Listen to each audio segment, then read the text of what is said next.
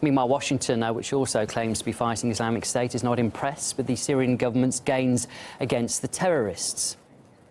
I'm not going to laud it, and I'm not going to laud it because it's important to remember that one of the reasons Daesh is in Syria is because Assad's brutal crackdown on his own people created the kind of vacuum, if you will, that has allowed a group like ISIL or Daesh to flourish. OK, well, let's get more on this story now from Ghiani Chikian. She's following events for us in Washington. Ghiani, which side are they on?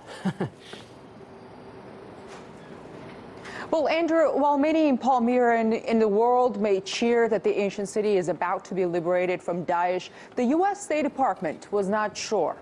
Take a listen. Are you hoping that they push Daesh out of the city? All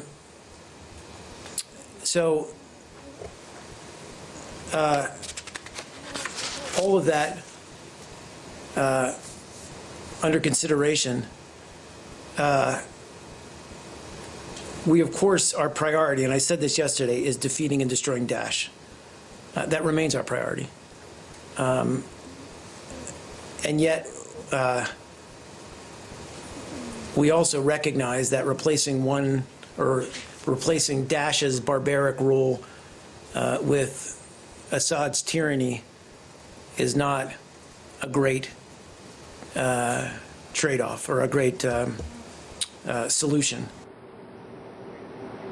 Well, State Department's Mark Toner said trading Daesh for Assad is not a great choice for Syrians, and that's when the journalist began to ask him whether the U.S. would prefer that Daesh continue to control Palmyra. Only when really pressed on that question, the spokesman conceded that, quote, "We think Daesh is probably a greater evil in this case." What was also interesting, when first asked about the reports of the Syrian army making advances against Daesh in Palmyra, Mark Toner spoke about alleged violations of the cessation of hostilities agreement by Assad's forces.